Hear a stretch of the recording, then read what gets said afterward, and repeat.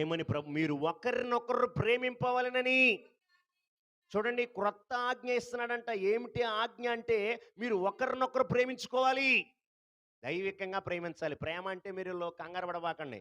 ఈ లోక సంబంధమైన అమ్మాయి అబ్బాయి ప్రేమలు ఉన్నాయి. అమ్మాయి అందంగా ఉంటే ప్రేమిస్తాడు ఈడు, అబ్బాయి అందంగా ఉంటే ప్రేమిస్తుంది. అబ్బాయికి బండి ఉంటే, కారు ఉంటే, ఏమంటే సైకిల్ ఉంటే ప్రేమించే వాళ్ళు పల్లెటూరు వాళ్ళు. ఆహా, సైకిల్ మీద వెళ్తున్నాడు ఆహా అనుకుంటది. అదే సిటీ వాళ్ళు అయితే బండి, అబ్బా ఈడికి బండి ఏముంది, ఈడికైతే కారు ఉంది, దేవునికి స్తోత్రం చెప్పండి. అంటే ఏం మారిపోతున్నాయి, అమ్మాయిలు ప్రేమలు మారిపోతున్నాయి.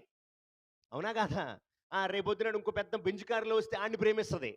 అంటే ఆస్తుల్ని బట్టి, అంతస్తుల్ని బట్టి ప్రేమించే ప్రేమల్లో మార్పు ఉందంట.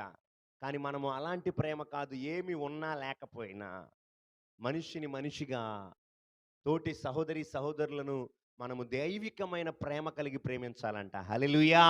ఆస్తులు అంతస్తులు శాశ్వతం కాదండి.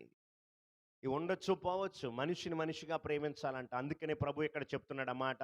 మీరు ఒకరినొకరు ప్రేమింపవలనని క్రొత్త ఆజ్ఞ ఇచ్చుచున్నా. నేను మిమ్మును ప్రేమించినట్టే మీరును ఒకరినొకరు ప్రేమింపవలెను. హల్లెలూయా!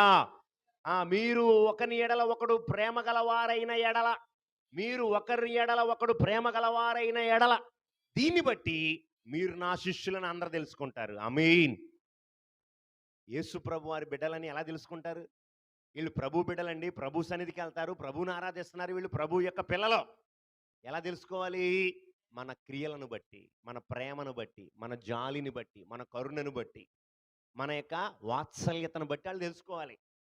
అందుకనే కదా ప్రేమ గుడ్డిది అని కూర్చుంటే నువ్వు గుడ్డోడుగానే ఉంటావు.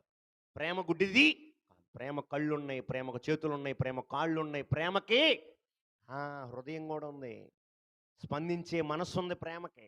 సో కాబట్టి మనం దైవికమైన ప్రేమ కలిగి మీరు ఒకరినొకరు ప్రేమించాలని ప్రభువు చెప్తున్నాడు. సో కాబట్టి మన జీవితాల్లో అలాంటి ప్రేమ కలిగి ఒకరినొకరం ప్రేమించుకునే మనస్సు ఉందా?